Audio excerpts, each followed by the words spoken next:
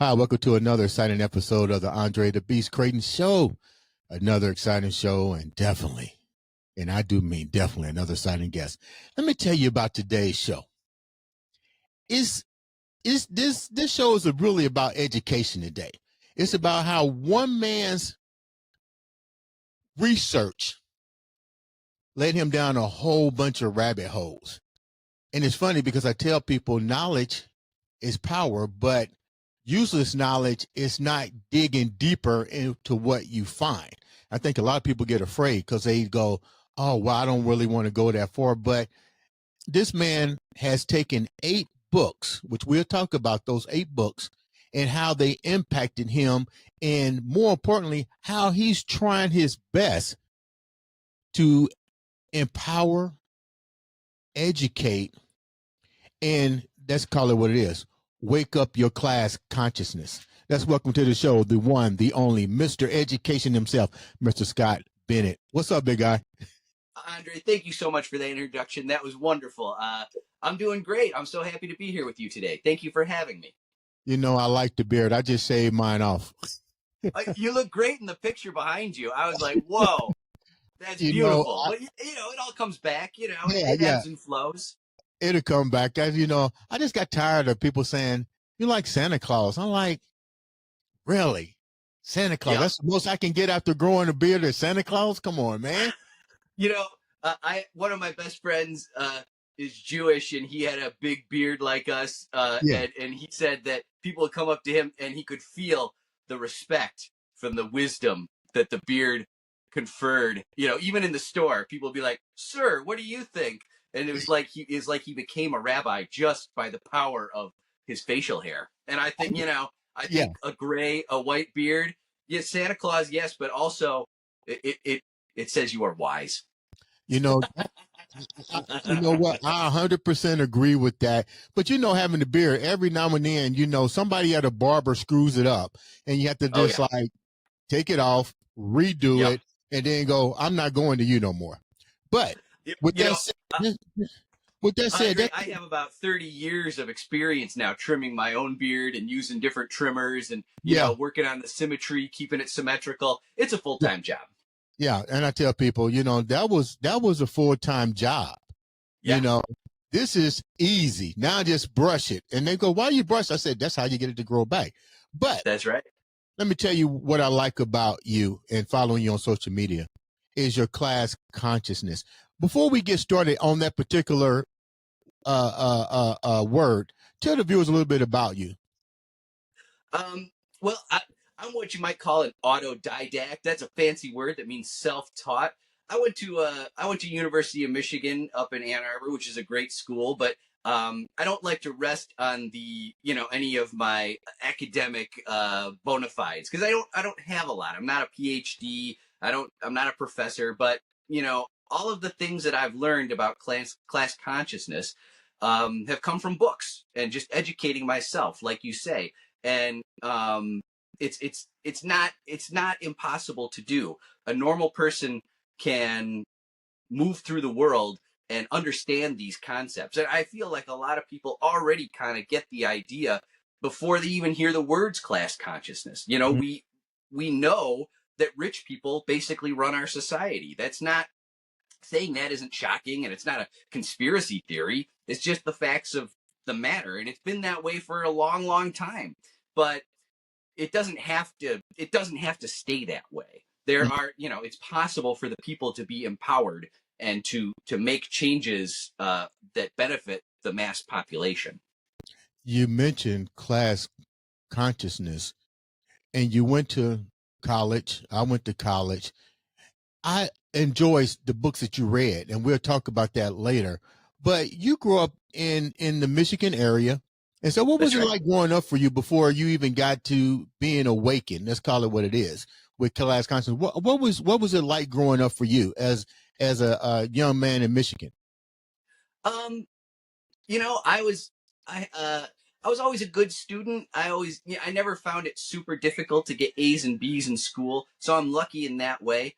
But I always had what you might call an anti-authoritarian streak. I've always had a hard time with people who want to boss you around because they're in charge. Mhm. And it can be a small thing. It can be like a security guard at a store, Mhm. or a lifeguard at the pool, or it could be a teacher or a vice principal at your school. Like, people who are empowered with some level of authority and think that they can tell you what to do, tell you what to think. And I've always resisted that. I've always Mhm. had a hard time with that. And I know that's not uncommon. I know a lot of people feel that way. Mhm. But I think in this day and age, and this society especially, uh, there's a real pressure to follow the leader or follow authority, and Mhm. I'm just here to reject that entirely. The way I want to do this show, and I'm gonna let the viewers understand, because we're definitely gonna do a part two, because your story is so impactful and engageable, and for the ones who are in the same boat as you were, will get the message. Those that don't get the message, we're going to make them understand why they should today. So what I'm going to do is I'm going to start out with at least one of the books. We're going to go through all 8 books that shaped you. And Oh, I'm going to tell the audience why we're going to do this in part 1. Because at first we just going to do 30 minutes. I was like, no, we can't put this in a 30-minute, but we can start with the journey on what led this whole class consciousness. Because I think in order for people to understand anything, you have to start from the beginning. And what led you to the first book that changed your life? And I think the book was called "Who Would Tell the People" by William. yeah, Right. I could pull all those books out because I got them right here on my bookcase. But that one, all right. So I graduated college in 2001. I was going to go live in Turkey. I was going to teach English in Turkey. I took 4 semesters of Turkish language, and Mm-hmm. I was all set to go live over there in 2001. I was supposed to fly out September 13th, 2001. And of course, September 11th, 2001 happened, and everybody I knew was like, "Oh my God, you can't go live in the Middle East. You can't go do Right. it." So I didn't. I ended up staying here, and starting a career in media. But I I always had a hard time with the Bush administration, George W. Bush, the second Bush, and I felt like he was lying about the weapons of mass destruction. It felt to me from the very start just Mm-hmm. like a pretext, like a made up thing to get us into war. And I was not happy. I was listening to talk radio, and I was, uh, reading the New York Times, and feeling dissatisfied by the kind of message that I was getting from all the Mm-hmm. mainstream sources.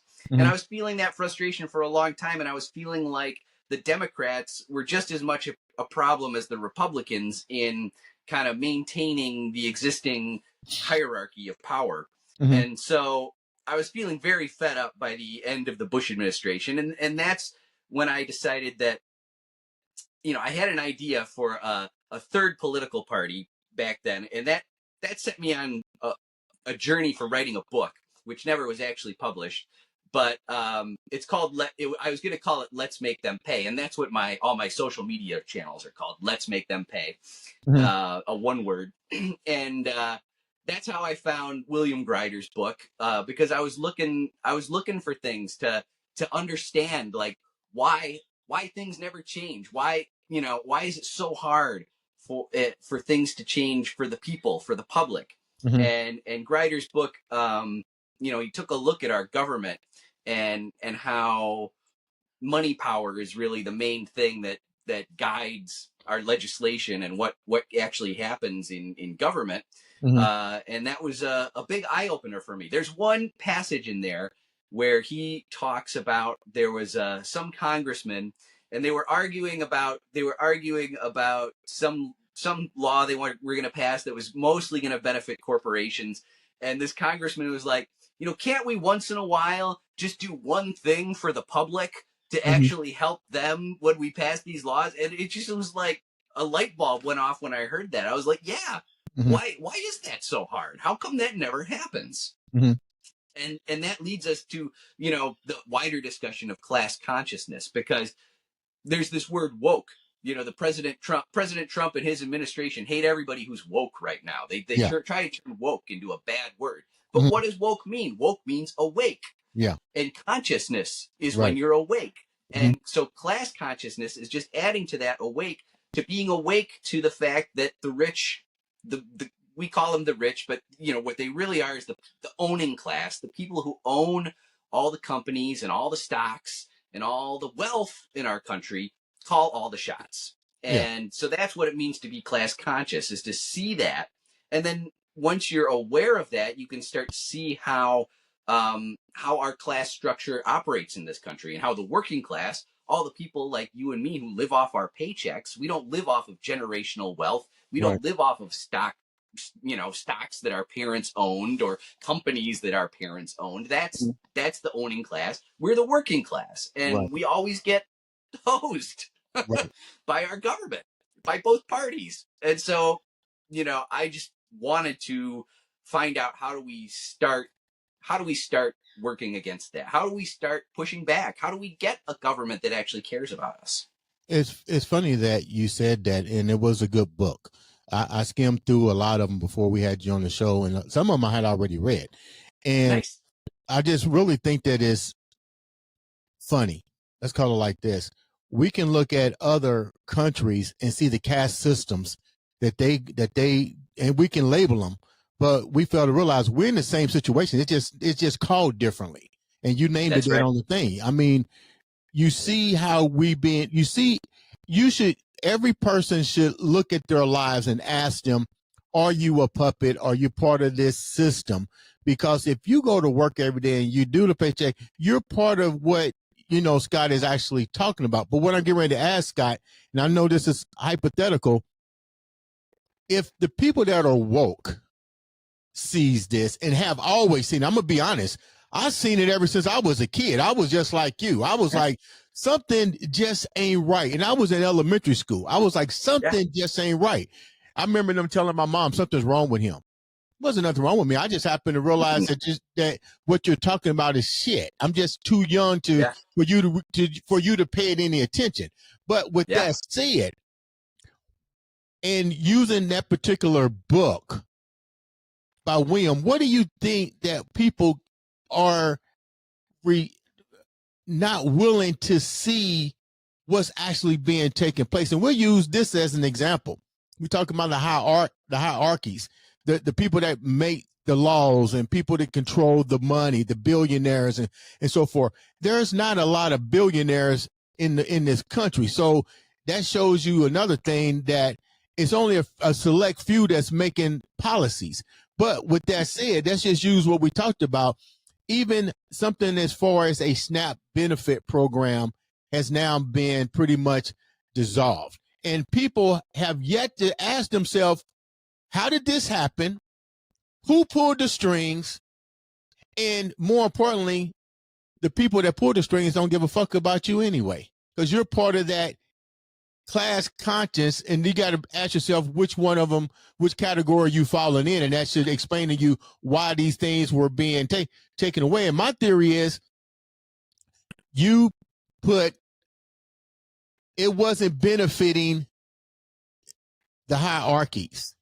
Mm-hmm. They was spending money to keep you there. Now they was like, we're done with this. Now you look at it and say, well, how is this going to affect the economy? They don't give a fuck whether it affects the economy. They want to know what you're going to do. Your survival instinct is going to make you steal, which is going to put you, which was one of the books we're going to talk about, which is going to keep the rich richer, is going to put you in jail. Yeah. Whether you black, whether you be Mexican, because you're going to do what it takes to feed your kid.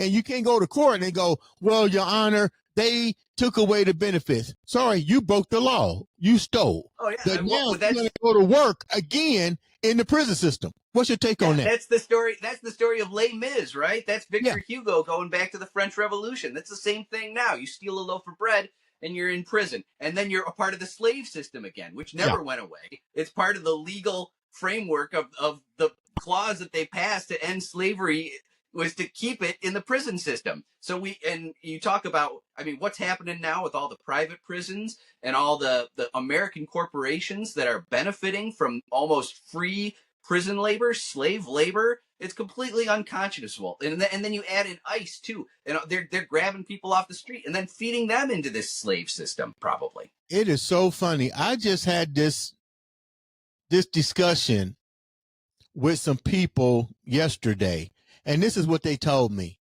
You're crazy. The prison system doesn't work with corporations. And I go, I saw an article, a headline just the other day. This is an older article, but it said that there are 500 American corporations benefiting from slave labor in Alabama alone. That's yeah, one state.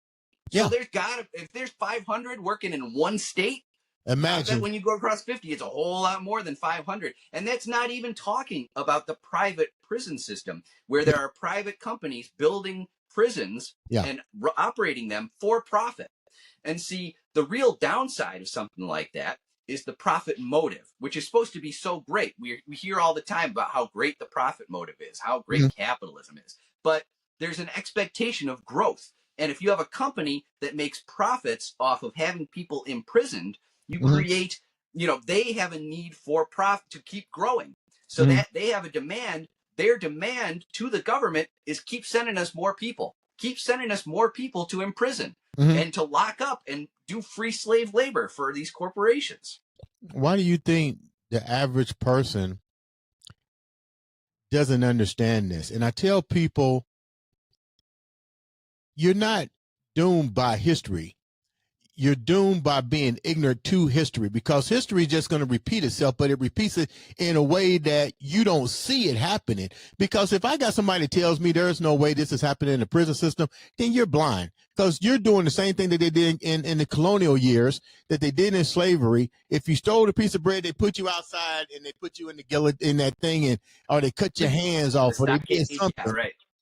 Yeah. So now it's just done in a different way that won't bring clarity to what's going on, who's pulling the strings. But why do you think people are having a difficult time just seeing the basic concept of what the book was talking about? Yeah, Andre, I would point to one other book on my list, which is called Manufacturing Consent. And that's by a famous man named Noam Chomsky, who I love. I consider one of my intellectual fathers, him and Michael Parenti, who did another book on this list. But Noam Chomsky's book, Manufacturing Consent, talks about how consent is manufactured, just like a car is manufactured. The propaganda system, the American propaganda system, starts when we're watching Saturday morning cartoons on, when we're little kids, when we're watching things like Paw Patrol, which tells us that authority figures like police and firefighters are always trustworthy and that we should always, do what they say. So there's an American propaganda system that works hard to get us to go along with this system and to convince us. And this even extends into our churches. I've done some posts in the last few months talking about how, from a different book, which is not on this list, but talks about how in the 1940s, during the Depression, so during the 1930s, American businesses were scared about how people were turning against capitalism. I mean, they were all going through the Great Depression, so they had good reason to be skeptical of capitalism, because in the 1920s they heard all the same free market stuff that we grew up hearing about how wonderful the free market is and how great free enterprise is, and people saw with their own eyes how it could have a very negative impact on them, and they weren't believing the propaganda anymore. So business people started paying pastors and priests and donating money to their churches to get them to spread a pro-business type of message to their parishioners. So, you go into church and you're supposed to be hearing about God and how to be a good person, and they're slipping in messages about how great business is and how great the American free enterprise system is. So, you're not even in a skeptical mindset when you're young, watching cartoons, or sitting in church or sitting in school, which also, works a lot harder to make us into workers in this capitalist system than it does to produce people who can actually think critically about any of it. We are conditioned from the very get-go to go along with it, to think this is the best possible option, and to be terrified of communism or workers owning any, workers owning business, which, like, why is that such a scary thing? The idea that the workers would own the place where they work.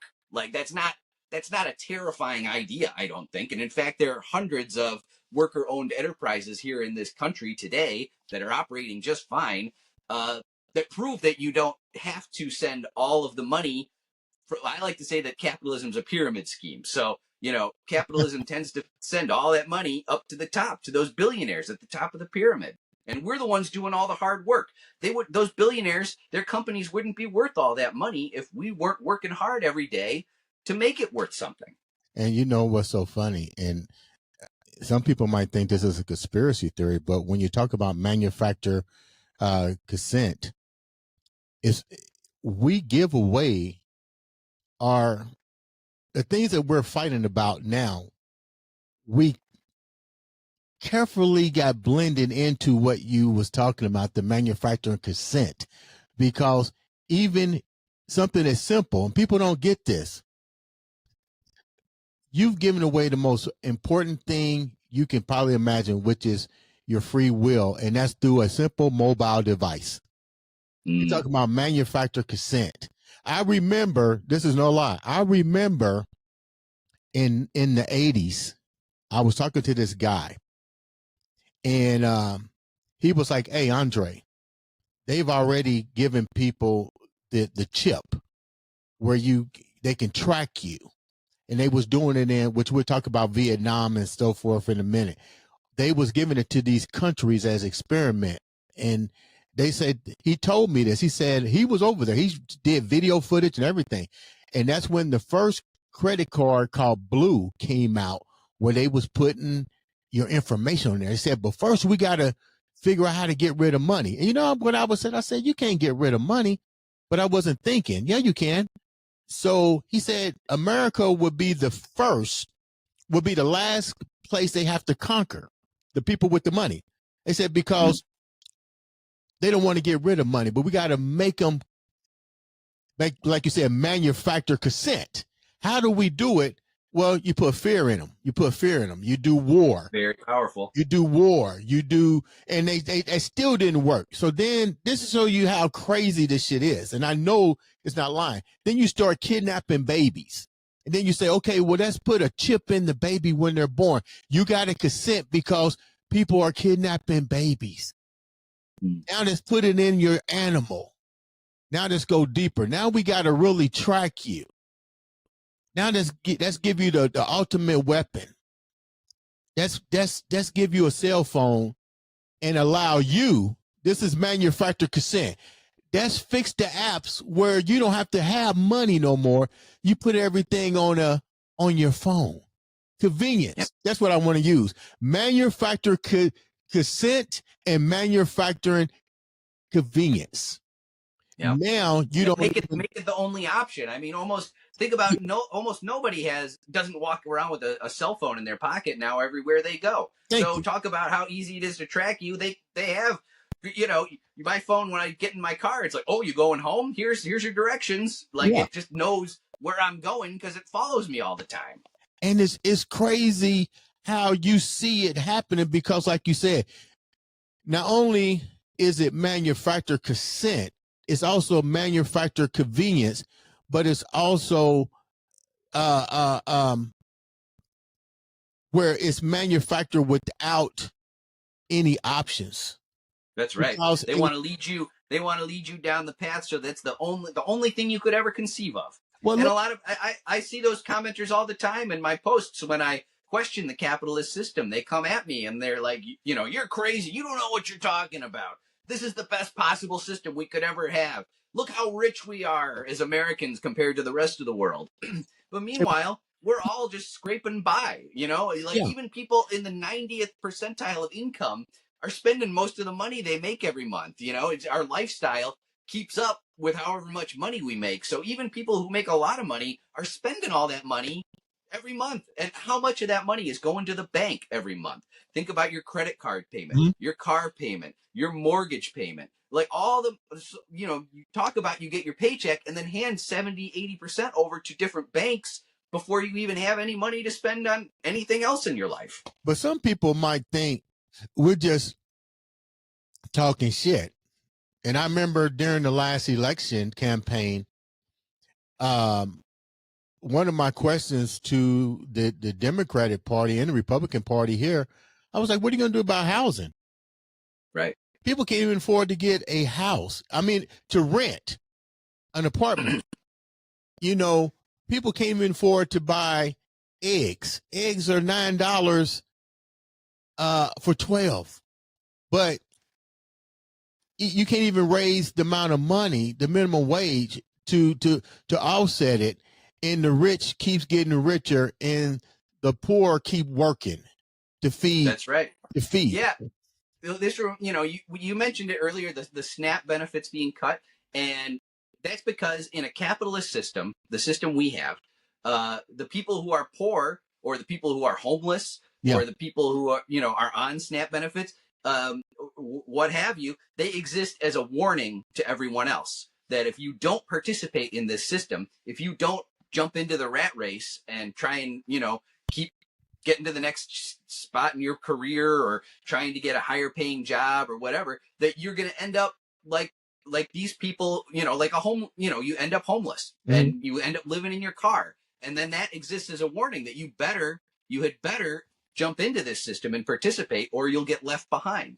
And so that's why the rich in this system, they don't care about housing for the homeless. They don't care about SNAP benefits for people who can't afford to buy groceries. Those people exist as a warning to everybody else to shape up and to participate or get crushed. And so that's why in a socialist system, that's not the whole plan. The plan is like, we lift everybody up so that there's a baseline, so that so that housing, you can have a house for everyone. We have what, 5 or 6 empty houses for every homeless person in this country. It's a false, there's a false scarcity, and there's false scarcity all over the place in our system. How much food? I think 1/3 of all the food in every grocery store ends up thrown in the garbage. Yeah. Because it's false scarcity. We have more than enough food to go around for every hungry person. In fact, we could end hunger for just a few, it's not that many billions. We could end hunger for every person on this planet. But the capitalist system does not want that. I'm glad you said that, because when I tell people that, they look at me like I'm crazy. I'm like, there's never a shortage of food. We have tons of I live in the Midwest. You live in the Midwest. There's tons of farmland that's not even being farmed. And the reason that they don't farm is because the government tells them not to. They pay them not to do that. Right. But the farmers ain't going to tell you that. They get a check. Right. Yeah. Well, and it's not even farmers. It's like 4 companies that own like 80 or 90% of all the farmland. Oh, interesting fact. Bill Gates, the Windows, billionaire, used to be the richest man on earth, has slipped down a few slots, but he's the biggest landowner in our country. Yeah. And that's just like George Washington was. This is a little known fact. George Washington owned more land than any other person in the country. So even back then, the founding fathers, we call them, they were the richest dudes in the country. Who else but the richest guys in the country could afford to take 4 months off from like what, May to September in 1789 to write the Constitution? That no working man could do that. No working person could do that. So the whole thing was set up from the very start to benefit the owning people, the people who owned things. John Jay, our first Supreme Court justice, said the people who own the country should run it. And that's what we got. And that's where we are right now still. Let's talk about another book that was very impactful, which I thought was cool. The People of the United States and the mythology behind that. That's deep, because I tell people, if you go back deep enough and you understood the founding of this country, you also start to recognize how the class consciousness, the new word, came to be. You then see how stories like the Bacon Rebellion changed the narrative. You see how the founding forefathers use we'll talk about on part 2, their so-called heritage, to create a new word, which is called white. Yes. Yeah, that's a great example. So, People's History of the United States by Howard Zinn, one of the greatest books I ever read. Mhm. Huge eye opener for me. Deep, deep history, and very much not the kind of history that you hear in your history classes in high school, because Yeah. those classes are about manufacturing consent, about getting us to believe, oh, this is the greatest system that ever existed, and Mhm. oh, the founding fathers were such, they were so noble, and they had such lofty aspirations. True. I don't want to say that's not entirely true, but they also had personal interests. And, They had a you personal talk agenda when about they the came here. the Yeah. slaveholders, there were a number of slaveholders who helped write the Constitution, helped come up with the three-fifths compromise, which horrible blot on our history that we don't spend a whole lot of time talking about. We skip right over that. That a slave is only worth three-fifths as much as anybody else living in those areas is awful. Mhm. But the whole concept of whiteness was, just as you say, and Zindas talks about this in his book, was created because in the in the pre-revolutionary period, uh, when slaves were first coming to the colonies, the the people just saw them as human beings, just like Yeah. them, and they had to stop white people from from intermingling and feeling sympathy for the slave population, Mhm. because they could see this is just another human being right here. So they had to create a social hierarchy in Mhm. order to keep them separate, in order to make the white residents feel superior to the slave residents. And that was it was created out of, it didn't exist. It's No. we've had these ideas. We live, we've lived hundreds of years since these ideas were first implemented, so they Mhm. seem like the most normal thing in the whole world. But it was created out of nothing, and it was created out of self-interest of the owning class. When you read that book, and naturally a lot of people need to understand Bacon's Rebellion and to understand that this stuff was, let's go back again, manufactured. They didn't know it was Yeah. manufactured. They had an idea of what they was trying to put into place. But it's Right. amazing. Like I tell people, history never died. It just rebranded. Thank you. It just Mm-hmm. rebranded, and it rebranded so strong that it's been, like you said, not even taught in school. Nope. Not even taught in school. The real, because I think if people, this is a two-part question. This is a hypothetical question for you. I think people are afraid to know the truth. Mm. And let me break it down a little bit. So I don't want people to say, I'm not afraid of nothing. What I mean by that is you may not want to go down the rabbit hole because you're not sure how you're going to react to the information. You don't know if you're Yeah. going to react in fear and panic. You really don't know how to receive it, and you don't know how to respond to it. Is what I'm saying. What's your take on that? Yeah. I think you're totally right. There's something called cognitive dissonance, where your brain tries to hold two contradictory ideas at the same time. Mm-hmm. And when you can see something with your eyes that doesn't match up with what you feel or what you've been taught your whole life, it creates a sense of discomfort.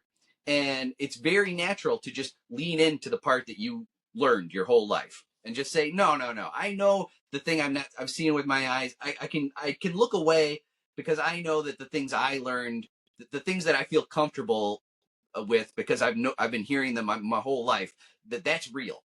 Mm-hmm. So I'm just going to hold on to that even harder, Mm-hmm. because it's hard to let those things go. It's hard to admit that you've been manipulated. It's hard to admit that you've been manipulated by people who even have kind intentions, like your school teachers, your elementary teachers, your high school teachers. Mm-hmm. It's not that they're bad people, but they are perpetuating uh, a system that promotes hierarchy, that promotes racial hierarchy, that promotes economic hierarchies, promotes men over women. And these things are baked deep, deep into our system. And as we were just saying, a lot of those choices were conscious choices that were made to benefit the people at the top, that who are largely the white owning class, who are men, who are straight, who are Christian, who are, like a lot of the things in these hierarchies, you know, we're conditioned to believe that that is the way things should be, and because that's the way things are now, we're like, oh well, I guess that's just the way things are, and that's just the way they'll always be, or that's the way they have always been. But you come to find out when you look into history that that's not how things have always been.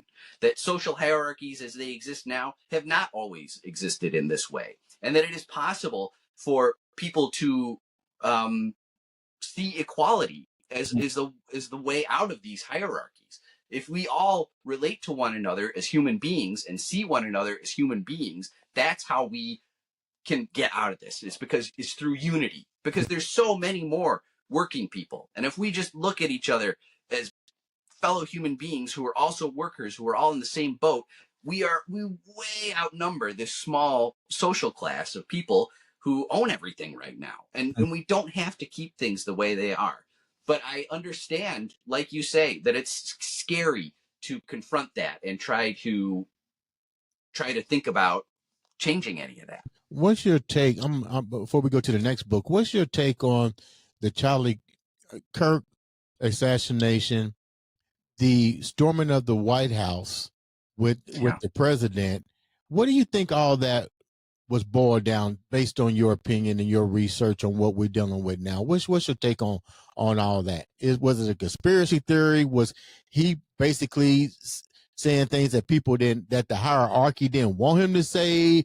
Do you think that he was assassinated because they wanted to make him a martyr? Why do you think that people stormed into the White House? Nobody has stormed into the White House, not even during slavery. Right. That's crazy. Yeah, I think. Charlie Kirk, that's a loaded one. There's a lot going on there, but I believe that he was essentially an articulate propagandist for hierarchy. Okay. He was saying that the existing hierarchy is valid and that we should keep it. Like his ultimate message is that men should be over women, and that white folks should be over black folks and brown folks, and that rich people should be over poor people. And I reject those ideas. I don't agree with any of that. Mm-hmm. I think that's all wrong. I think the way things are now is completely unfair and should definitely be changed towards greater equality, especially greater economic equality, which will help balance all the other unequal hierarchies as well. But I tend to believe. I don't know anything.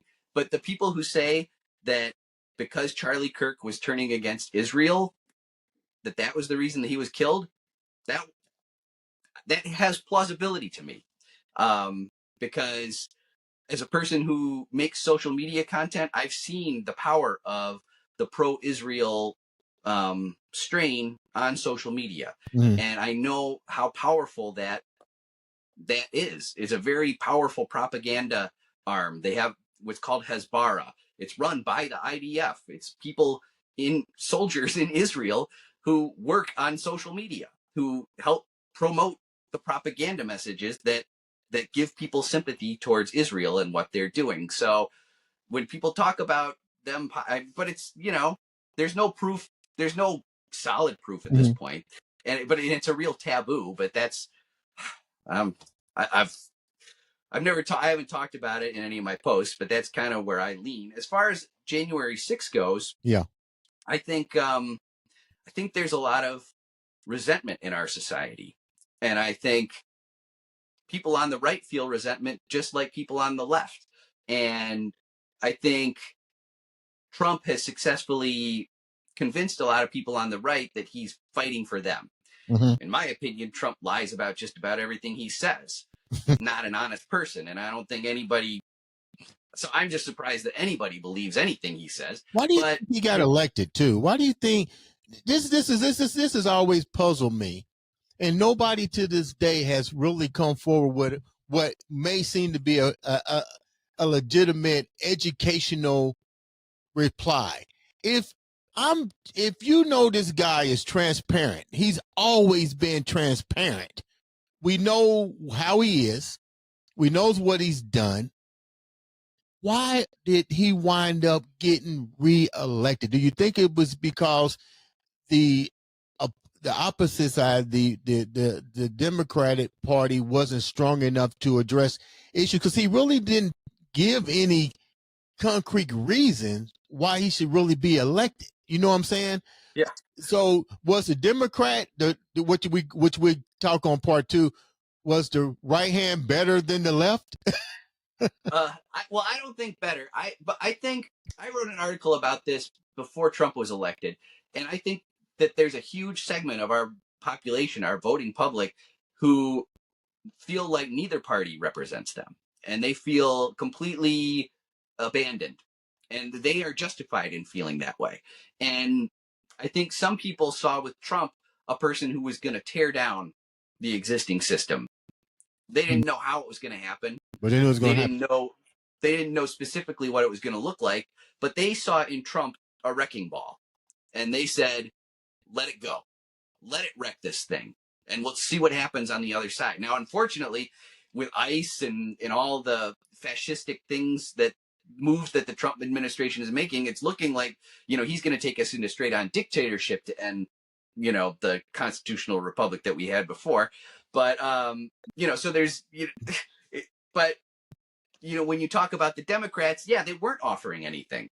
Yeah. I think one of the most important issues in that election, to many on the left, was the genocide in Gaza, and the Democrats were not willing to change, to be different from the Republicans on that, because both parties are completely committed to supporting Israel no matter what. So, there just wasn't enough differentiation, like you say, and I think it really boils down to capitalism, because both parties.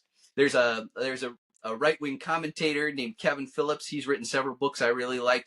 He used to be a speechwriter for Nixon back in the day, and he said that the Democratic Party is the second most committed capitalist party in the world, only behind the Republican Party. So both parties really, they're completely dependent on the money that rich people give them.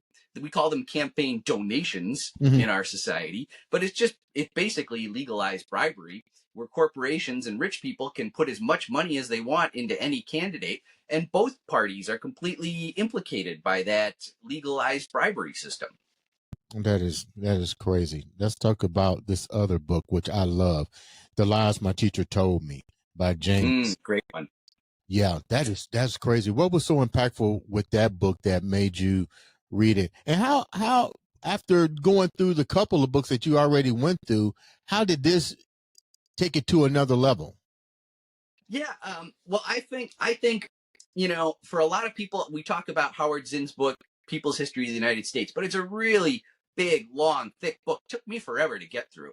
And if I had it to do over again, I probably would have started with James Lowen's Lies My Teacher Told Me, because it's a much more accessible book. It covers a lot of the same material, a lot of the same history. They're both history books, but I found it to be much more accessible as a reader, easier to get through, faster to get through. And he makes a lot of great points. Like he wrote a different book that's not on this list, about how slavery, the slave issue, was what caused the Civil War. And he's like, well, how do you tell? Because since then, they say, oh, it was all about it was about trade, or it was about this, or it was about that. It wasn't about slavery. And so he's like, well, let's go to all the articles of succession for each state, and right there in the Mississippi Articles of Secession that they wrote up, slavery's number one on the list, right? It's in protecting the slave system, and then going down the list.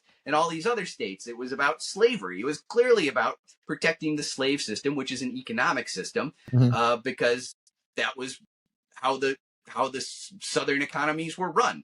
So Lowen likes to do that. He'll go to the direct sources and show you how the stories that you heard, the narratives that you've heard, have been cooked up, and there's a lot of picking and choosing that happens over time to create narratives that reinforce the power structure, that help manufacture consent. And so he's going back to the history and saying, well, the history is actually different from what you learned. Well, was that a two-part um, analogy on this? Because I was also, from my studies, also told that not only was it about slavery, but it was more so also, in addition to that, about one currency. Because remember, we had the Confederacy currency and we had what is called U.S. currency, and controlling the That silver and that's the silver and the gold. sure. Because remember, I think a lot of people don't realize this. Back in the day, you was paid with silver dollars and gold dollars, Hmm. and all And this, everything yeah, was back paper in the currency. day, they had you could exchange paper money for gold. Yeah, That I mean, that was another aspect of it, but currency was not the main driver of that war, as Lowen shows that it was slavery was the motivation. It was the primary motivation for all the states that seceded. yeah. Now let's go back a little bit so people can understand how important this was, because agriculture has always been the stable of economies, even 10,000 years ago. It Sure. changed the way it actually was the new enterprise. Let's call it what it is. Before there was Yeah. gold and silver, if you had land and agriculture and could run it, you was pretty much a self-made millionaire, so to speak. Yeah, well, you talk about the rise of agriculture. That really is also the birth of hierarchies, because before, when we had primarily hunter and gatherer societies, people didn't stay in one place; they Right. moved around. And from this part of the year, you'd hunt deer over in this area, and this part of the year, you'd fish for salmon over in this area. Mhm. And there was an awareness that you wouldn't try to deplete the resources, because if you hunted too many deer, you might come back and there'd be none left because they were wiped out by last year's hunting. Mhm. So that tended to make people a little more aware of the limitations of resources, since they were living off the land. But then when we moved to agriculture, people were living in one place. You're living right with that plot of land all year long, and that plot of land would also give surplus. It would give you than more than you could eat in one year Mhm. or eat at one time. And so when you start building up surpluses, that's the beginnings of fortunes, because the surplus doesn't all just go to everybody. It goes to one person. One person is hoarding it. And if I own this land, it belongs to me. Mhm. So then that was the basis of fortunes starting to build up, and one person paying some person than less than they needed to in order to maximize their returns. Anyway, I've done some posts about that also. There's a great writer named David Graeber, who did a book called The History of Everything, that talks about the rise of how hierarchy basically started with agriculture. When you was reading the book, The Lies My Teachers Told Me, what was at least the one of the most impactful parts of that book that literally rocked you to your core? Because we I, know history is not what they teach us. yeah.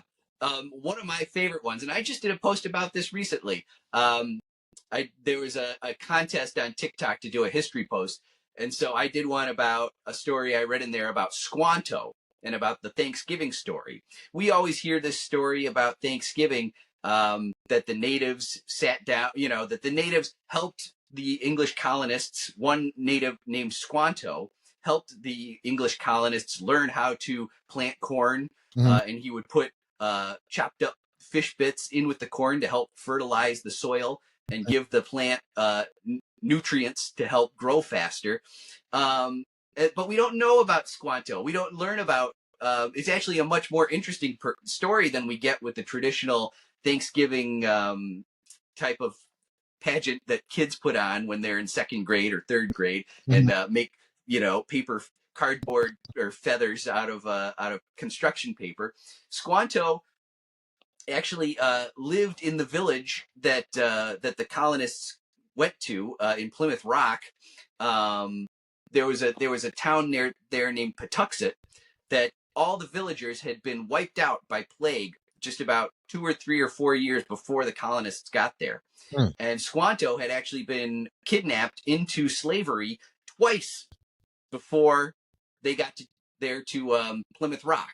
So he knew English from actually, it said he may have made 3 transatlantic trips on ships before the colonists arrived in Plymouth Rock. So there's so much backstory to this tale that we don't even get in our history classes. That's so much more interesting about how plague wiped out about 90%, they say, of Native American populations between the time of Columbus and when the colonists arrived in Plymouth Rock. So for a couple hundred years, people were dropping like crazy. And Patuxet, everybody in Patuxet was dead, except for Squanto, because he wasn't there. He was gone. And so when he came back, the colonists were there, and he's like, well, this is my town. They're living in my town. I may as well help them. But fascinating story. Let's go to Michelle Alexander. I thought this was really cool. So good. The new Jim Crow. And I tell people, Jim Crow never stopped. That's right. It rebranded itself.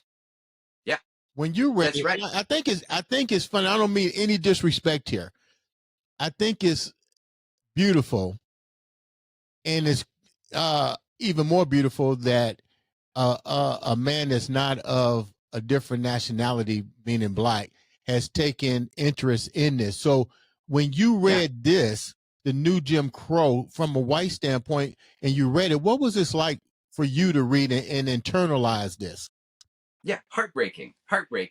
And so I think, you look at, since the civil rights movement, we supposedly made so much progress, right? And it's no longer legal to discriminate against a person because of the color of their skin in our legal system, right? That was one of the achievements of the civil rights movement. But this is how Jim Crow just extended and rebranded, like you said.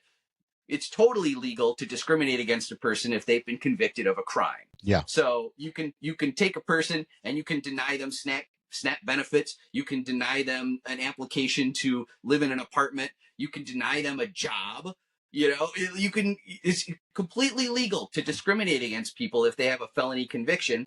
So it creates a whole class of people who are completely outside of our system. Like, and you hear about, that's how you end up with people who've been convicted just becoming homeless. They have no place to go. Or they go back into the system. They go back as a recidivism because you've already started a new class consciousness and didn't even realize it. Yeah. It's horrific. And you add on top of that the legal slave system, where you have convicts who are working in prison for companies like AT&T or whoever, doing telemarketing calls or customer service calls, and they're not even getting paid minimum wage. They're getting paid 25 cents an hour. I was going to say 25 cents. Yeah.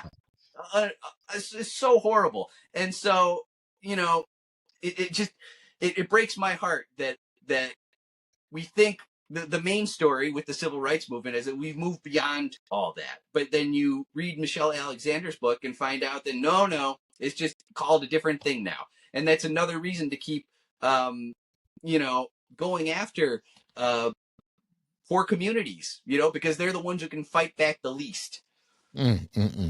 That's where we wrap up. Let's get to the next book. The rich get richer and the poor get prison. Man, that's deep. Yeah.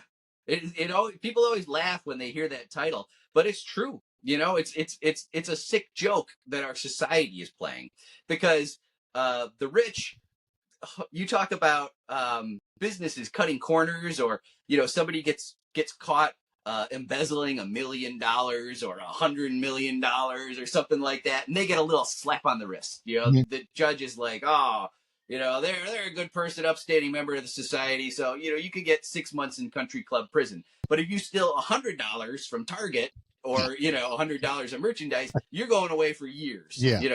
You're branded a criminal, and you're gonna they'll throw the book at you. Yeah. And unless you can afford, Howard Zinn, in his book The People's History, I think one of the things he said was that the true difference between the rich and everybody else is a rich person has a lawyer. Yeah. They have an attorney. They already have somebody that they have a relationship with who's going to defend their interests. And for a rich person to put down $3,000 or $5,000 for some kind, like, to a lawyer, a deposit or whatever, a retainer Retainer. they call it, um, that's nothing for them. Yeah. But for somebody like me or you, I mean that's a chunk of change, and I don't. That's not easy for a person to do with a lawyer, to get a lawyer, and a person who can't afford even the retainer. Well, you're just out of luck. You got to deal with a public defender and hope they can do something for you. You know But the what? entire system is built Yeah. to just feed more people into convictions. Like more than 90%, 97%, I think, of convictions are from plea bargains, You know, because part of the way that prosecutors and everybody in the justice system, they're all incentivized to keep those numbers up, keep those metrics up. I got this many convictions this year, and only so many people went to trial, or only so many people actually got acquitted. it's so, And our system is just designed to just funnel as many people as possible once they're arrested, even if they're guilty or not, into prison. and it's so funny that you said that. And I tell people, when I was dealing with my custody, I had the number one lawyer, Judy Hester. And you're right. I seen how the system works. If I walked in there with any mojo, I would have been like blah blah blah. But this is what I tell people: spend your money on your legal team, because at the end of the day, that's you're gonna have to eventually wind up in that courtroom to some degree. Trust me, you're gonna wind up in there and you won't even know it. And you better have somebody, because if not, just like you said, they're gonna treat you just like Joe Blow. Yep. And if you get treated like Joe Blow, it's not good. The last book, Yep. and I thought this was really neat. Let's talk about the shock. Yes, shock doctrine. Yeah. Yeah, Naomi Klein, great book. That was a real eye opener for me. Talking about how it was the first book that I read that really talked about a man named Milton Friedman. Now he's a economics professor based out of University of Chicago, That's the and Freeman theory, he right? That's the Freeman theory, right? sure he well yeah we call his theories neoliberal economics, Okay. which and those are defined by privatization, cutting taxes on the rich and corporations, deregulation. So those are some of the biggest markers. And, it's just such a funny coincidence to me that Friedman's theories benefited the rich and corporations so much and are bad for the majority of the public. But Friedman was writing at a time he was writing in the 40s and 50s when he was first coming up with his ideas. And he was kind of a reaction to another economist called Maynard Keynes, Lord Keynes from England, who believed in using the power of the government to help people in economic crises. Mm-hmm. And this was kind of the birth of some social democratic policies. That's how we got Social Security. That's how we got SNAP. That's how we got Medicaid and Medicare, where the idea that the government could use its resources to help the public, and that's called socialism. But Friedman hated socialism. He was terrified of it, and he, like others on the right, like someone like Ayn Rand, knew that he could have a real successful career advocating for the rich, advocating on their behalf, and making it sound like what they called it during the Reagan and Thatcher era, when they were really grabbing onto his ideas hard. They called it they said there is no alternative. Like, this is the only thing we can do to save our economy when things get bad, when we have something like stagflation, a period in the 70s when wages were stagnating and inflation was going up at the same time. Something we may be getting very soon again here in this country. So I reading Shock Doctrine is where I learned about Milton Friedman and how his ideas are. One of his things that he loved to talk about is, there you want to use every kind of catastrophe. You want to be ready with your stuff for the next bad thing that comes along, so you can whip it out and say, here's what we should do, and advocate your ideas. And Shock Doctrine, she talks about shock therapy and uses it as a metaphor. It's the same idea, where you shock a patient and then you come in and try and put something on top while they're still in shock Mm-hmm. to retrain their brain. They do the same thing with the economy in a situation like Hurricane Katrina, where New Orleans was wiped out. They come in and they're like, we should privatize the school system. It's like, what's that got to do with anything? Mm-hmm. No, but it's privatizing the school system makes it easier for the wealthy to indoctrinate students and put in the kind of education system that creates workers rather than thinkers. And they did all that when Katrina, the whole community was just reeling. People weren't even all back yet, and they were making huge changes to the school system and deregulating and privatizing things. It's just those privatization, like what they did here in Chicago with the parking spaces. They sold all all parking meters to a company in Dubai. And again, it's the profit motive. So that company in Dubai is expecting to constantly have growth in its profits over time. Now, where are they getting those profits? From every person who parks in Chicago. Mm. They privatize, so every time you feed the meter, it's not going to Chicago like it used to.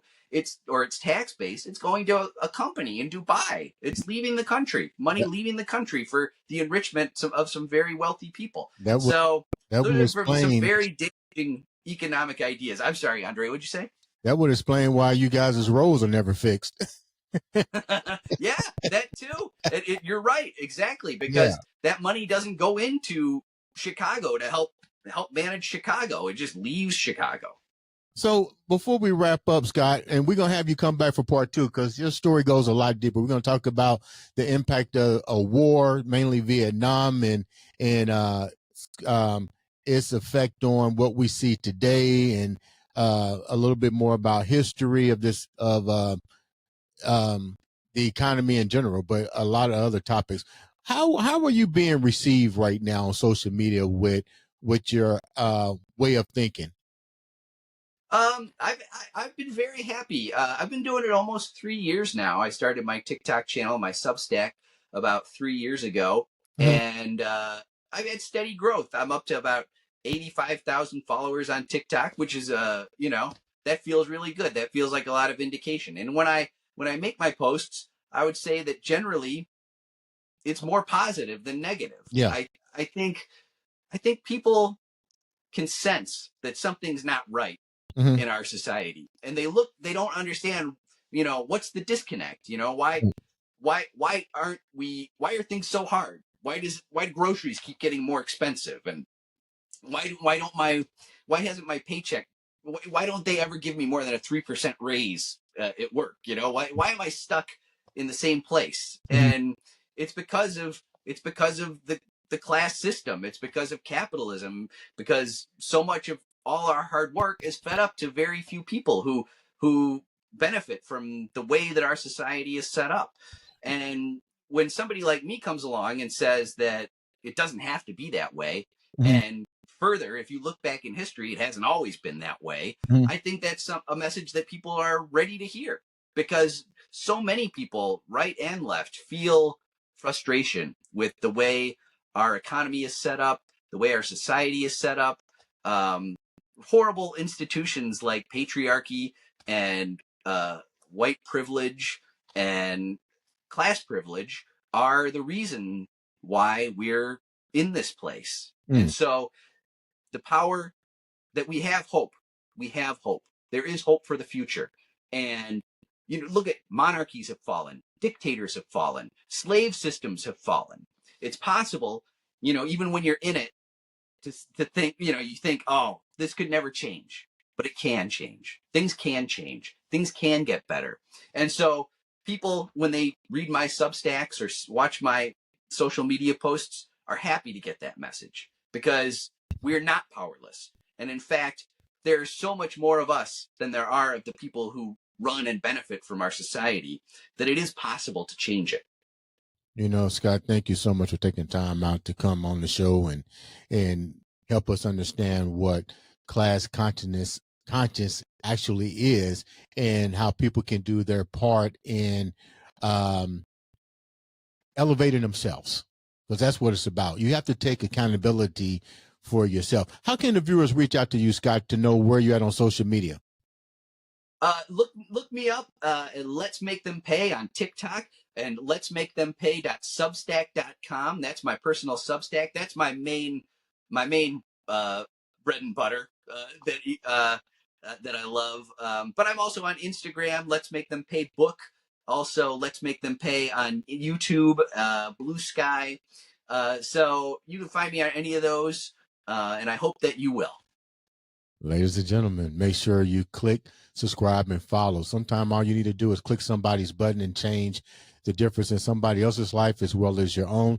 We're going to have Scott come back and go deeper into the class conscious and help you to elevate your mind at the same time. Ladies and gentlemen, this has been another exciting episode of the Andre the Beast Crayton Show.